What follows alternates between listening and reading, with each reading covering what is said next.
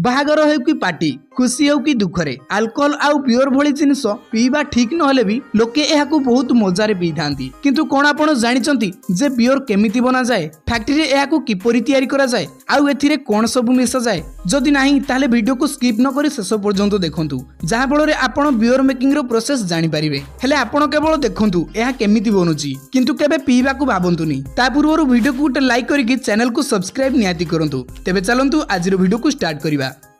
सांग माने फैक्ट्री रे बहुत प्रोसेस परे बियर बनी थाए। बियर बनैबा आरंभ होउची एठारे थिबा शस्यरु। एही बियर को अंकुरित शस्यरु तयारी करा जाए, आउ सेही शस्य भिन्न भिन्न क्षेत्ररु आना जाए, जेमिति कि चाउल, गहम आउ अन्यान्य भलो जिनिसरु। शस्य अमल परे एहाकू ट्रक द्वारा फैक्ट्री को आना जाए, आउ फैक्ट्री रे प्रथमे एहाकू अंकुरित करा जाए, कारण अंकुरित न होइथिबा शस्य बियर बनी परिबो नाही। फैक्ट्री लोक माने निर्दिष्ट प्रक्रिया द्वारा शस्य को अंकुरित करि थांती, जो काम पाई प्राय 4 रु 5 दिन समय लागि थाए। तापरे एहाकू गुटे बड़ टांकी भीतर को दिया जाए, जेउठारे एथिरे बहुत सारा पानी को मिसा जाए। तापर सही मिश्रण रे खमीर मिसा जाए, जहा एक विशेष प्रकार फंगस अटे। यह मिसैबा द्वारा शस्य सड़ीवा प्रक्रिया आरंभ हुए, कहीं ना खमीर सबु जिनिस को सढ़ई की फुलई दिए। एही प्रक्रिया को ब्रेड बनिया पाई मध्य व्यवहार करा जाए।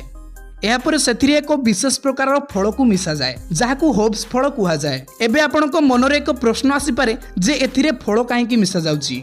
जदि आपण केबे बियर पीचंती तेबे जानिथिबे एथिरे एक विशेष प्रकार गंध और अन्यान्य टेस्ट थाए, जहां अन्य खाद्य पानीय रे मिली न थाए। एही गंध और टेस्ट होप्स फल द्वारा ही आसी थाए। तापरे समस्त मिश्रण को टांकी भीतर देई एहाकू गरम करा जाए। बियर बनिया पई एही उपादान को 3 रु 4 घंटा धरी फुटा जाए, आउ समय सहित टांकी भीतर पानी बाष्प होइकी उड़ी जाए। पानी सुखिया परे टांकी भीतर एही उपादान गुड़िक रही जाए। तापर से मटेरियल को एबे बाहर को आनिकी खरारे नेकी सुखा जाए। किंतु बड़ बड़ कंपनी एहाकू बड़ रूम रे खरा भली परिवेश करिकी सुखाई थांती, जहा फल रे एथिरु ओदापण हटि जाए एवं एहा शक्त होई जाए। एबे सुखा जाइथिबा मटेरियल को गरम करा जाए, जहा फल रे टिके टिके ओदापण मध्य दूर होई जिवो। तापर से जिनिस को गुटे बड़ ग्राइंडिंग मशीन को पठा जाए, जहा किछि समय रे ही पाउडर रे परिणत होई जाए, आउ से पाउडर रे ही आगो को बियर तयारी करा जिवो। किंतु फैक्ट्री रो अन्य पटे गुड़ आउ चीनी रो एक मिश्रण बना जाउची। एहा बियर बनिया पई एक गुरुत्वपूर्ण अंश।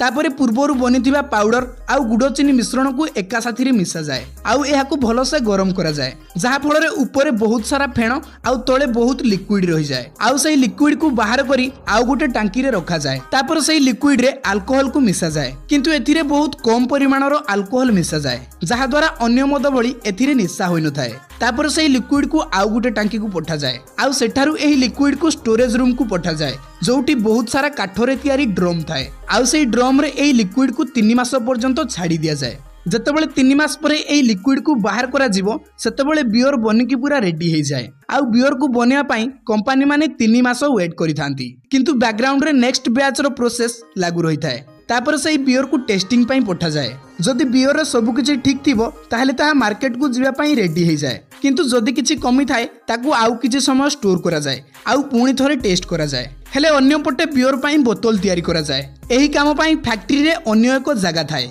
सेठारे काच टुकुडा को एक बड़ भाटी भितरे पका जाए। सेही भाटी भितरे प्राय 1200 डिग्री सेल्सियस तापमात्रा थाए, आउ काच को तोरळिया बेले एहा बहुत गरम और विपदजनक होई थाए। एमिति भाबरे बियर पाई बोतल तयारी हेई थाए, आउ से बोतल ठंडा हेबा परे ताहाकू भलो से सफा करा जाए, आउ सेथिरे बियर को पुरेकी सेथिरे ठिपी को लगेई दिया जाए एवं सेथिरे स्टिकरिंग मध्य करा जाए। एबे एहाकू पेटी रे पुरेकी मार्केट को पठा जाए। एभली भाबरे बियर फैक्ट्री भितरे तयारी होउची, जहाकू लोके बहुत मजारे पीबा को भलो पांती, आउ निज सह निज परिवार को मध्य विपद रे पकाउछंती। सांग माने बियर हेउची एक प्रकार अल्कोहल आउ निशायुक्त पदार्थ, तेणु एपरी जिनिसरु दूरे रहिबा उचित। आम उद्देश्य केवल एहाकू देखैबा जे बियर किपरि तयारी होउची, ना कि आपण पियंतु। स्वास्थ्य को नजर रखंतु आउ सबु बेले सुस्थ रुहंतु। जदि आपनको ए वीडियोटी टिके भी भलो लागिला आउ किछ सिखिबा को मिलिला ताहले वीडियो को लाइक आउ चैनल को सब्सक्राइब करंतु, आउ सांग मानकू शेयर करिबा को भूलंतुनी। तबे रहुची नमस्कार।